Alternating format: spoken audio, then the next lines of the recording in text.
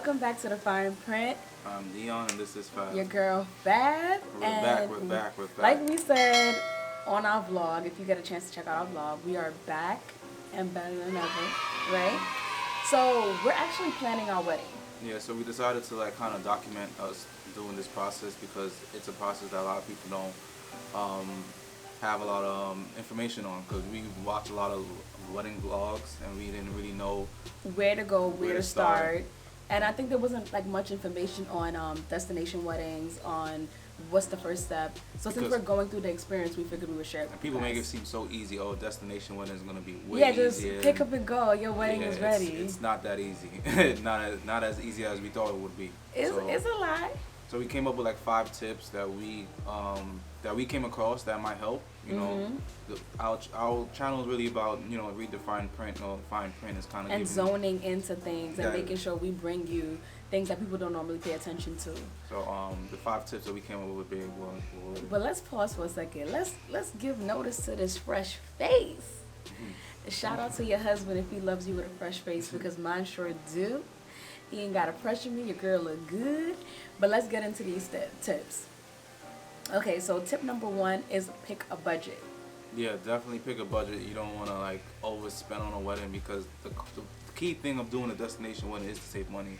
Whereas doing a conventional wedding at a hall, usually you up to about 80,000, 80,000, 80,000, 100K. Yeah, I don't know what kind of people she's talking about. What I like is expensive, so and you know I got expensive taste though. Yeah, but then 100K wedding. 100K, horse and carriage. That wasn't happening. All right, yeah, we both agreed, and if you follow us on Instagram, we just purchased a home. Yeah, so we have. Shout out to us. We have a lot of on our plate. So. But we still wanted the experience. Yeah, we definitely want to still do a wedding and do it the right way.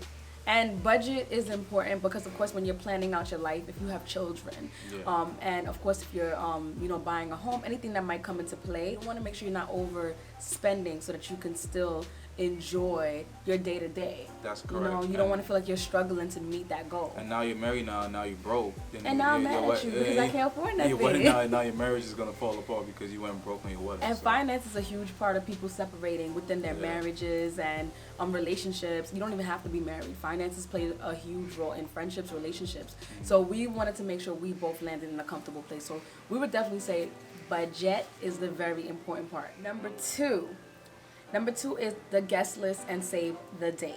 Yeah, so guest list is really, you kind of want to invite your closest friends. Just don't invite anybody. It's not like how we had our baby shower. Because not everyone's going to want to spend money to come see you get married. So let's be honest, find right? out who the real ones are when they pull up to you your start wedding. knocking people off your list because you're going to realize they don't want to spend the coins. And don't get me wrong, you can pick something that's a little bit more cost effective. Yeah. You can choose something that's a little bit more affordable for your guests, or give them the option to stay somewhere else and pay to come into the resort for the day.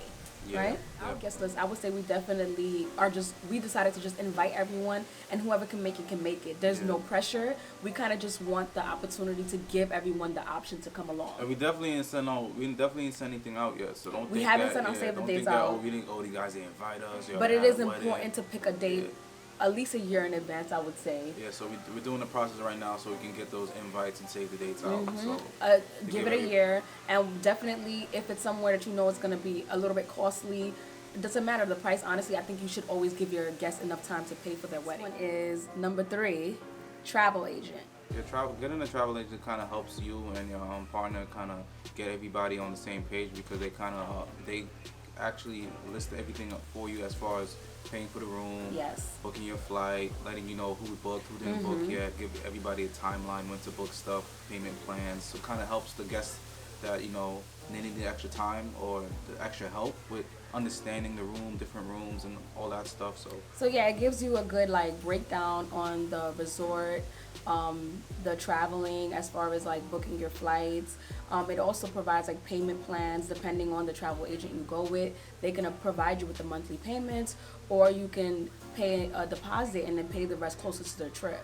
Yeah. So it does give your they're like a middleman. Yeah, they're kind of so you don't have to relay this information to each of your guests. They kind of relay. Yeah, and they're kind of like a wedding planner too, I would say, because they know they've done all the homework. Which you should still do your own homework, but they've done a good percentage of the work for you already. So you kind of just get to sit back just slightly. Yeah, because remember, it's also a trip for your guests, so they kind of give them another, other activities that they can do outside of the wedding, and and it's important to let them know that the trip is a vacation for you. When you're coming to a wedding, don't treat it as, well, I'm paying to come to your wedding. I'm paying to go on vacation, but you just so happen to be getting married too, right? Yeah. So definitely a travel agent. I think we've heard of people not going through the travel agent route, and that's fine. That's completely okay if you want to embark on the load of having to answer everyone's questions. Oh, really? If you're doing a smaller wedding too? Yeah, if you're doing like 20 people, 10 people, 15 people, and yeah, you probably definitely. Won't need one, but we do have a larger party, like closer to like the 80s. So we kind of want the person you go to and get all your answers, not the person, like, not us to be the main people that you contact. You just can hit up our travel agent. She'll give you all the breakdowns, the information that you need to know. If there's anything concerning as wanting a +1 or a +2, then you reach out to us. Because everybody knows I'm not the best communicator. I don't really pick up my phone all the That's time. A whole lie. I'm busy. He's king communicator 1. Number 2, he answers all your questions with no problems. That's the honest truth. She don't really. Everybody knows me. I'm not like that. You plan everything we do. But as far as people contacting me, sometimes I get back to you. But with me, he plans our life. So let's get back on track. Yeah. The next one is pick your location and do your homework. Yeah, so like we said with the one before, well, with the travel agent. Kind of pick a location where people enjoy themselves. Like, pick something that, kind of fun at the same time, someplace that they may not have been before. Yeah. So that was big on us. So we didn't choose, like, I'll give you a common one, which is like DR. Dominican Republic is very popular. A lot of people love to go there. It's beautiful though. It's and beautiful. It's very very cost effective. But we kind of wanted to choose somewhere people haven't gone before.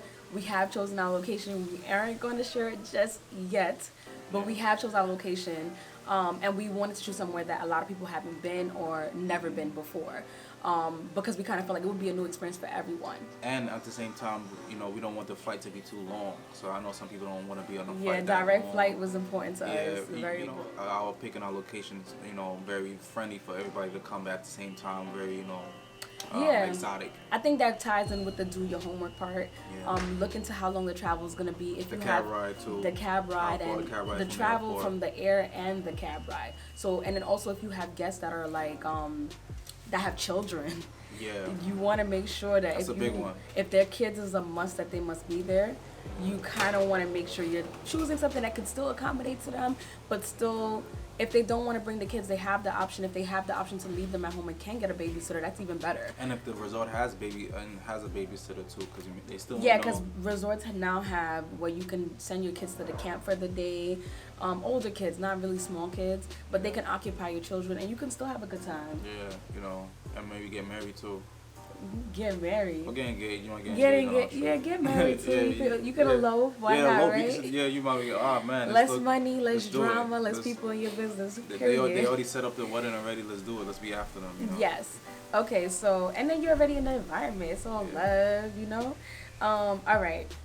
The last one, I think, is to make it a experience. Yeah, just don't get lost in the whole planning. So number 5, make it an experience. Yeah, just don't get lost in the the planning aspect and the the stresses of actually planning the wedding. Try to make sure you and your partner enjoy this whole journey of planning this most special day in your life. Yes.